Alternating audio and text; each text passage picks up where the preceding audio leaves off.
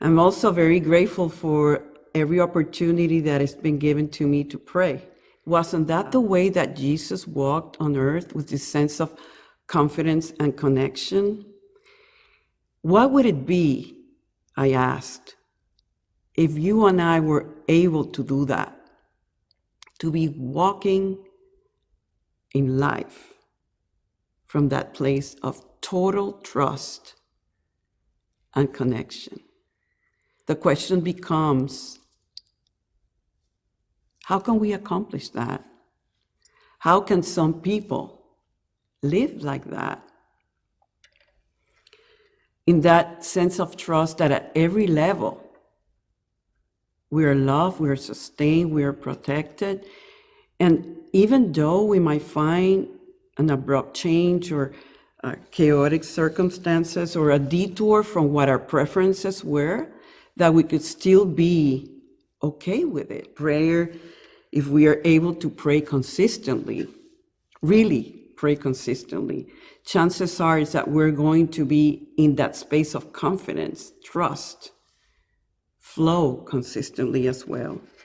And I don't talk about prayer the traditional way in which, when things get tough, we just go and start asking and begging for circumstances to change. I mean the prayer as a way of life, as an acknowledgement that we are indeed spiritual beings who need our spirits to be fed, just like our minds get stimulated and our bodies get nourished. There's an aspect of ourselves that it's the real aspect that needs to be completely addressed or nourished. I mean prayer as the acknowledgement that there's a higher power beyond our humanity, and that through that power we have access to remarkable guidance. We have access to supreme wisdom that allows us to maybe analyze a circumstance out there in another way, not necessarily from our patterns, but from our higher self, that it's telling us something else from what the parents might say. It's that power that strengthens us when we feel we just cannot do it on our own.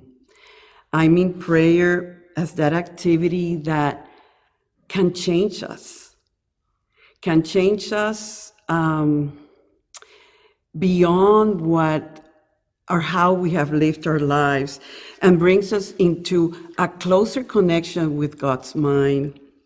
I mean prayer as that can generate miracles, that can heal, that can prosper, that can bring the best in any situation. I mean prayer in all of its forms: contemplation, reflection, meditation, affirmation, being one with nature, being in sacred silence. All of those manifestations of prayer is saying that is sacred activity. I mean prayer as when we show up and do our part so that God may do God. What if we don't really make any intentions today, but just to worship, to appreciate God, to be in a capacity to let Spirit just use us so that we may extend that we're receiving on into the world. I really believe, you must know, on the power of prayer. Over and over, I have seen how prayer not only brings the best of a situation, but brings the best in me. It has an accumulative effect as we see how it impacts conditions, activates our spiritual powers, and generates transformation. When people are involved in a passionate activity like a healing circle, individuals passionately praying together as a single entity, thinking the same healing thought at the same moment, they can transmute a solitary voice into a thunderous symphony. prayer, and prayer in group does work. We just need to acknowledge that. We need to commit to that. This is what the unity movement really teaches. When they ask me, what is unity? I can give them all these fancy or complicated definitions. But after I do all of that, I tell them unity is about prayer.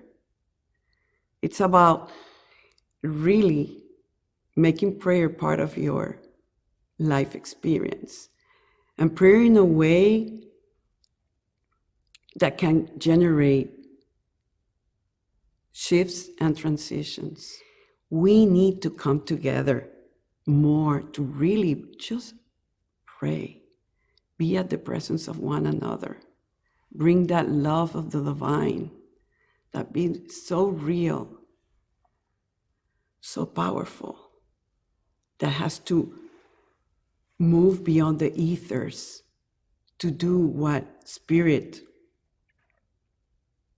needs them to do, or needs it to do. I'm going to invite you to feel the presence,